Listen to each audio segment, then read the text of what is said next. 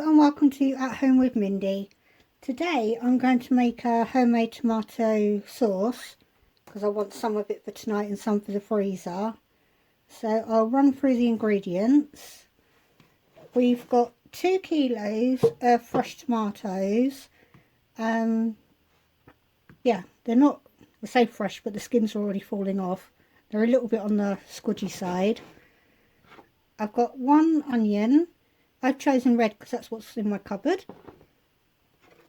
The recipe doesn't say garlic, but I put 4 small cloves of garlic in, and I've got 1 3/4 teaspoons of salt. I know it's very hard to see, and 1 teaspoon of sugar. The recipe says basil, but I'm using oregano, and 2 tablespoons of oil.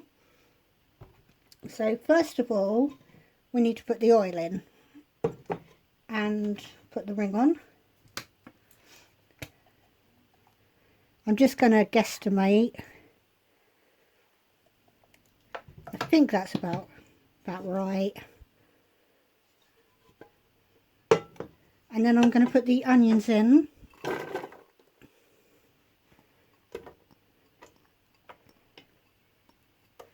And we're going to let those soften up first. And I'm using my biggest saucepan because the tomatoes are going to take up quite a bit of space. I'm going to let that go for like 10 minutes before I add the garlic in. So I'll bring you back closer to that time. Right, the onions have been on for about 5 minutes. So they're softening up now. So I'm just going to push the garlic in, which, like I said, you don't have to use, but most tomato recipes seem to have garlic in. Oh, sorry about that noise. I've added an extra light. I realised I hadn't put all of the lights on in the kitchen, so hopefully the colour's a bit better.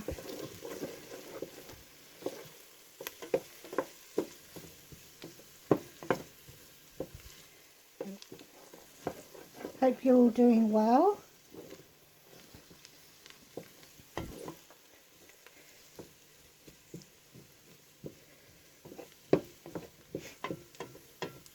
And I'm going to say thank you to Connor, who's going to put these little clips together, because I keep turning it off in between. Well, I will be turning it off in between. So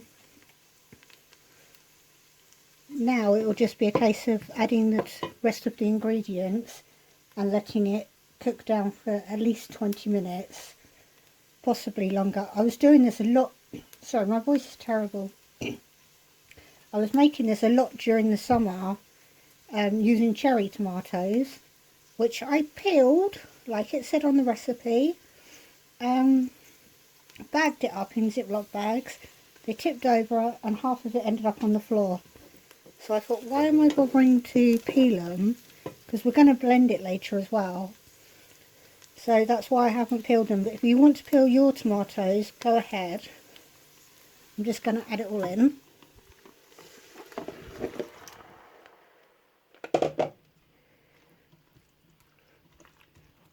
And I can't remember how many jars this makes, but it's definitely enough for freezing some of it.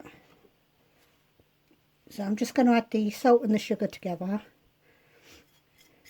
Later on we'll give it a bit of a test to see if it needs more of anything. And the herbs you just do to your own preference. Because where I'm using this to make a bolognese, probably for Yuki, when I'm making the bolognese, I shall add in any extra herbs then. This is just in case I want to use it as it is. It's at least got all the base bits in then.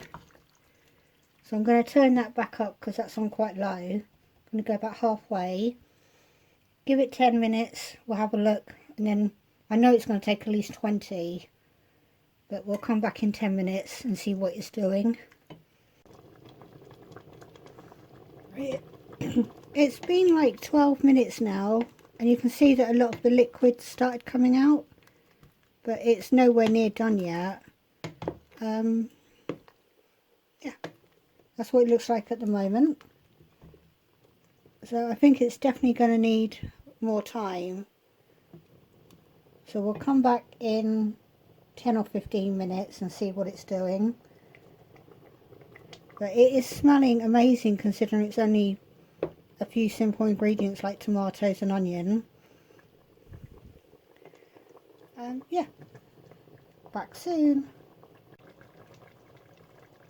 Right, back now. It's like 20 minutes later, so it's a good 30 minutes of the tomatoes being in. And the sauce has gone nice and thick, or the liquid, and the flesh is nice and soft. So what we're going to do is we're going to blitz it.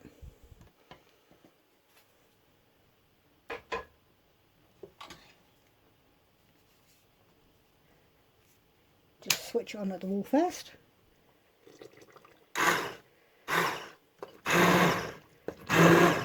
By blitzing it, it's going to help thicken it up as well.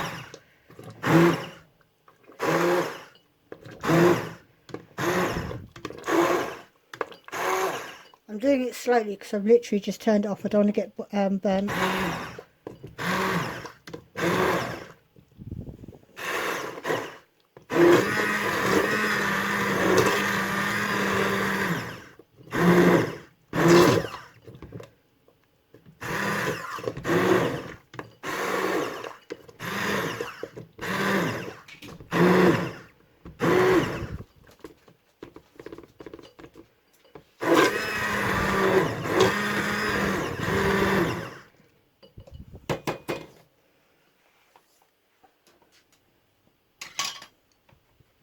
And then we can have a better look at it.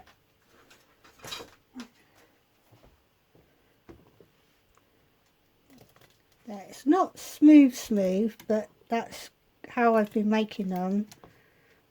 A bit of texture's good, but it's not got huge lumps in or anything. And then we just jar it up, or you can put it in a bag, whatever. I have got 4 clean jars there. I haven't sterilised them, they're just clean because I'm putting them in the freezer, so they don't need to be sterilised, because everybody knows freezing kills anything. So you could probably water bath it if you wanted to.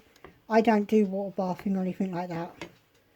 So yeah, I'm just going to jar them all up, and I'll probably do it off camera because I am quite messy at this. Right. It's filled up nearly 4 jars. I've left headspace so that when they go in the freezer it can expand, because that's what liquid does. This one I shall use for today. I'm going to let them put the lids on, if I can remember which goes to which.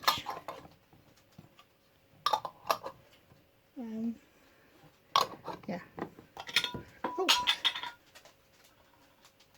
Just got to change that lid. Wash.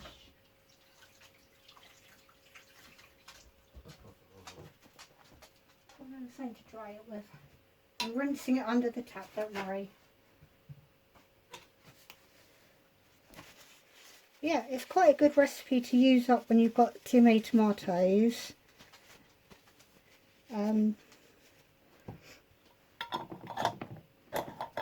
Because I wouldn't, if you were buying them in the shop, the tomatoes, I don't think it would be cheaper than buying already made pasta sauce. But it's the fun of making it when you've got tomatoes hanging around. And this icy one, you can see where I left space for it to think. This one's out the freezer. I made that back in the summer, and it's got more red to it because these were vine ripened tomatoes. These ones are just your standard salad tomatoes. I mean, if you wanted it ready, you could put tomato puree in, but taste-wise, there's no need to. So, thank you for watching. I'm not sure what video it'll be next, but if you watched it, I'm very grateful to you. And I will see you all another time. Bye. Back again, just to say, if you're going to freeze them, please let them cool down completely before you do.